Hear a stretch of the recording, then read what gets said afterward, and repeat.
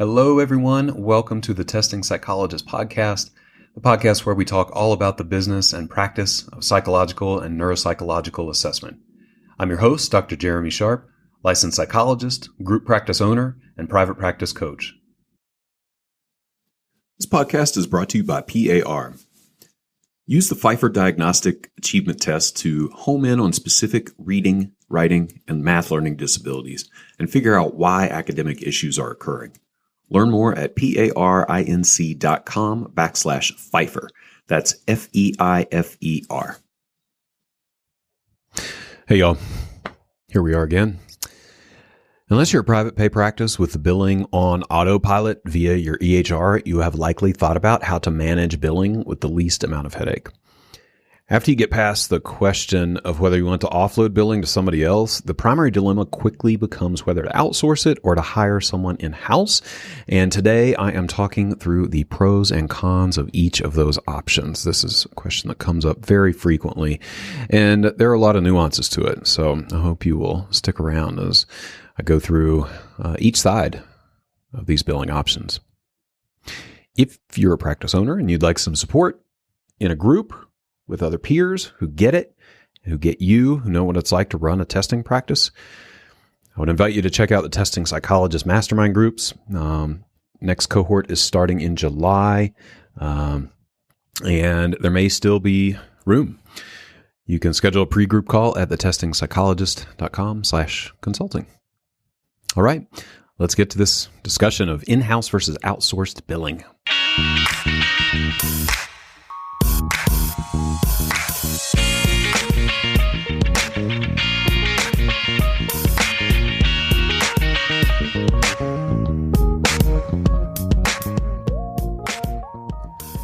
All right, everyone, here we go. Let's do it. So billing. Such a conundrum. It is definitely not a job that we should be doing ourselves, but finding someone to do it requires a lot of trust and training in some cases. I've had experience with all the options. The DIY option, which I did for several years, lost a lot of money doing that. The in-house option, which is where we're at now, and the outsourced option, which I also used for a number of years. So I'd love to look at all of them from a logistical and financial perspective. And as we get going, when I say billing, I mean primarily two things. I mean checking benefits and chasing down payments, both from clients and insurance panels. The obvious factor here is if you're private pay, you avoid most of that, which is awesome. So if you're private pay, you still may be interested in having someone track down the payments and keep track of the payments. That is totally fine. I don't think we as clinicians should really ever be doing non-clinical tasks, but that's for other episodes. If you are going to go the DIY approach, let's talk about that. DIY, do it yourself. I'm not going to say a lot about this, but I will say that you probably shouldn't be doing your own billing unless it is totally autopiloted and locked up. Typically, you don't or shouldn't have the time to be spending on billing, but there are sort of steps to take or a progression in this whole process. So insurance billing is the worst. It's going to be the most time intensive. DIY private pay billing is significantly easier, or it should be anyway. So I would really only consider doing DIY billing if you have a great EHR, you always take checks at the time of service. Even then, you should probably have someone entering the payments into your system, and you are private pay. An alternative is if you have a great EHR, you always take a credit card and you're private pay. So the combination here is obviously good EHR and private pay. As much as you can automate payments, the better it's going to be. But if that does not describe your practice, I would strongly consider an outsourced billing option, or rather, an in-house or outsourced billing option. Don't try to do it yourself. So let's talk about the pros of an in-house biller. So when I say in-house, I mean someone that you personally employ through your business. You are not contracting with a company that is external to your business. So typically this would be an employee. Pros of an in-house biller are that you have lots of control. You can train folks exactly like you want, and you can train them specifically on the processes in your practice. There will be a little bit more on this later. In-house billers are typically a little bit cheaper. And this is somewhat up for debate. It does depend on the size of your practice, the amount you're billing, the collection rate of the billing company versus your in-house person. So let me break that down a little bit. Most billing companies are going to charge at least 5% of revenue collected. Okay. So if you're billing, or if your practice bills $500,000 a year, which is about 20 evals a month at $2,000 each, just to give you a ballpark of the context here. 5% of 500,000 is about 25,000 to a billing company. So in many places, 25,000 is enough salary for a half-time admin person, a 20-hour a week admin person or in-house billing person. Now, in our case, we have a ratio of the number of evals we do per month to billing hours needed of 1.25. Okay, so let me operationalize that. That means that, we're doing about 100 evaluations a month. We have 80 hours a week of admin time to support the billing side. So 100 divided by 80, 1.25. So for this hypothetical example, okay, where we are doing 20 evaluations a month, you would theoretically only need about 16 admin hours, if you're taking insurance. If you're private pay, that would be significantly lower. But remember back a minute ago, I said the amount you'd pay to a billing company would essentially pay for a 20-hour a week admin person. With this example, you'd maybe only need 16 hours, so you'd be kind of overpaying, so to speak, by 25%. That was a lot of math, but the takeaway is typically it's a little bit cheaper for an in-house person. Even if you factor in payroll taxes, benefits, an in-house person is usually going to be a little bit cheaper. As your practice grows and you put more systems in place, the ratio of evals to admin time gets a little higher, meaning that it's even more cost-effective to have an in-house person. And then, as I said, if you're private pay, the ratio is going to be a lot higher because you'll need far fewer admin hours than an insurance-based practice. So slightly cheaper in a lot of cases. Another pro of an in-house biller is accessibility. So having someone right in-house, easily messageable, it's very valuable, if you have issues. Clients can also contact someone directly. You have control over the customer service aspect of billing. So for all those reasons, I think these are all good reasons to consider an in-house biller. Now, the cons are basically related to employee management. So if you have an in-house biller, that opens you up to turnover and losing employees. Relying on only one person can be a little tricky. If they're sick or if they're out for an extended period of time, you can be kind of out of luck. Employees, billing departments are typically, hotbeds for embezzlement, and which, that sort of leans toward the idea that someone's deliberately stealing money, but it also, opens up to the possibility of just straight up errors, and that leads to the possibility of lower collection rates than, a professional outsourced company might provide, especially in the beginning. So as the person gets trained. Another downside is, you're kind of like training and developing that person all on your own. So that's a double-edged sword. You can train them exactly as you would like, but you also have to train them exactly as you would like. Let's take a break to hear from our featured partner. The Pfeiffer Diagnostic Achievement Tests are comprehensive tools that help you help struggling students.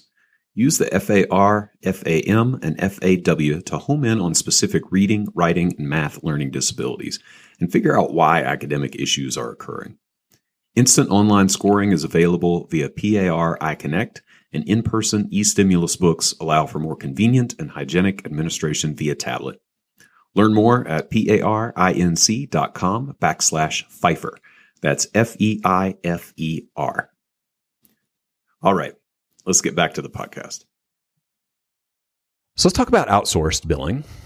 Some pros with outsourced billing are they typically have a slightly higher collection rate. Okay, so when I say collection rate, this just gets at the idea that I don't know any businesses who have 100% collection rate, which means every dollar that you bill to the client or to the insurance company gets paid. That's a 100% collections rate. You have no denied claims. You have no outstanding balance. You have no aging report. That is not a thing.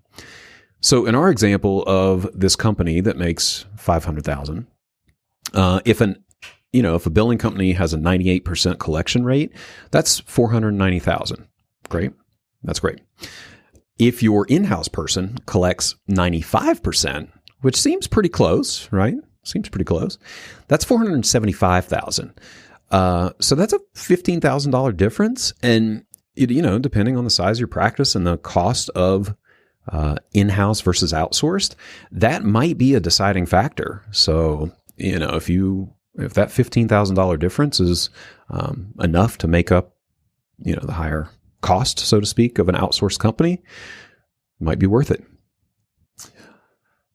Typically, an outsourced company is going to give you, they're just going to have more infrastructure in place. They're going to have the capability to give you like pretty comprehensive reports on your financials and the collections. You can train an in-house person to create reports as well, and your EHR can generate reports. But, typically an outsourced billing company is going to have processes in place and software in place to actually do that for you with relatively low input on your part. Another pro of outsourced billing companies is because they are typically paid as a percentage of the amount they collect, they are motivated by earning, since they don't get paid if they don't collect. So compare that to what I would say is a typical like hourly model of an internal biller or employee, where they're not as motivated to collect because they just get paid no matter what. Okay, so downsides of an outsourced billing company. Contracts that you might be locked into. This happened with us, with our second billing company that we worked with. We got locked into a contract and had to stay with this company for 6 to 8 months longer than we wanted to. So you have to read the contract. It is a contract. You have less control. Typically, these companies are further away, both practically or literally and metaphorically. So the access might be a little bit lower. Typically, they are a little bit more expensive. But as I said, if the collection rate is higher than your in-house person, it might make up for that, okay, where you're actually spending less, even though it seems like you're spending more.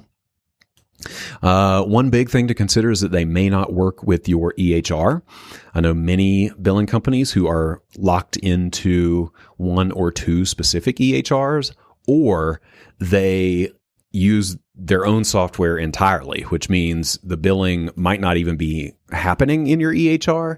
I don't love that. I like to have everything under one roof, so to speak, where I can see all the numbers in our electronic health record. So that's a question to ask if you're thinking about an outsourced billing company, because then it means that you either have to get familiar with two systems or run two systems, or it forces you to convert to another system entirely. And then perhaps the biggest downside for me for outsourced billing is that I haven't found any that truly know how to bill for testing. We have a very niche practice. It's not complicated billing, but billing companies often do not know how to bill for testing. I only know of one billing company out there that specializes in testing. And it's Cohen Billing. It's out of Atlanta. And it's a partnership. The wife is a psychologist and husband is not, but that's the only one that I found that truly specializes in testing. So that's something to keep in mind.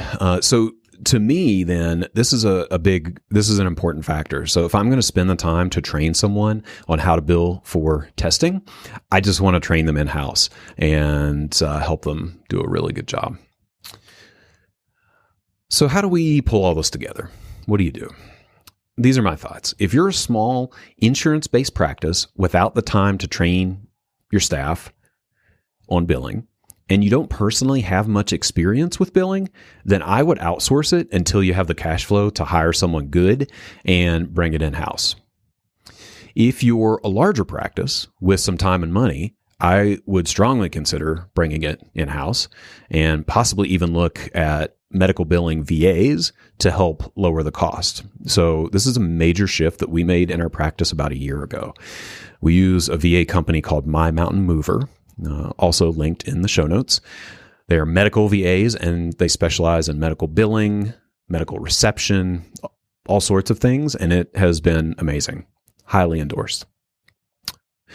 I personally like the in-house feel.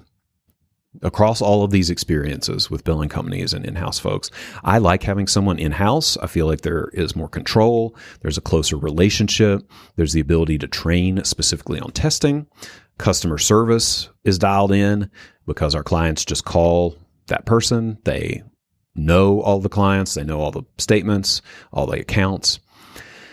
And here in our practice, it is much, much more cost effective. So as your practice scales, so just for example, our practice last year had a revenue of about $2 million. Okay. So if we take that, number that I was talking about, the 5% number. So a lot of billing companies will do, 5% of collections. So 5% of 2 million is about 100,000. And in our case, we are spending currently 70,000 for our billing team.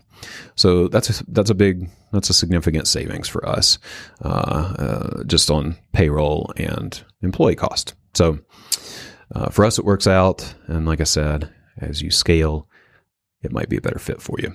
So big choice in your practice. There are lots of layers here, but hopefully this will give you some information to think about as you make that decision. And the number one takeaway, don't do your billing yourself. You shouldn't be doing it unless you're a private pay practice, you have a card on file, and all you're doing is going through and clicking charge card for, 3, 4, 5, 8 appointments a week. Then I'll give you a pass. You can do it yourself. But any labor beyond that, don't do it yourself. All right, y'all. Thank you so much for tuning into this episode. Always grateful to have you here. I hope that you take away some information that you can implement in your practice and in your life. Any resources that we mentioned during the episode will be listed in the show notes, so make sure to check those out. If you like what you hear on the podcast, I would be so grateful if you left a review on iTunes or Spotify or wherever you listen to your podcasts. And if you're a practice owner or aspiring practice owner, I'd invite you to check out the Testing Psychologist Mastermind groups. I have mastermind groups at every stage of practice development, beginner, intermediate, and advanced. We have homework, we have accountability, we have support, we have resources. These groups are amazing. We do a lot of work and a lot of connecting. If that sounds interesting to you, you can check out the details at thetestingpsychologist.com/consulting. You can sign up for a pre-group phone call and we will chat and figure out if a group could be a good fit for you. Thanks so much.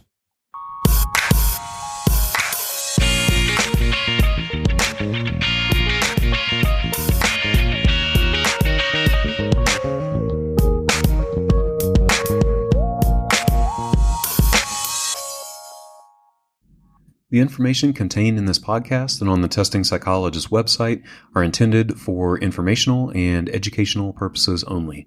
Nothing in this podcast or on the website is intended to be a substitute for professional psychological, psychiatric, or medical advice, diagnosis, or treatment.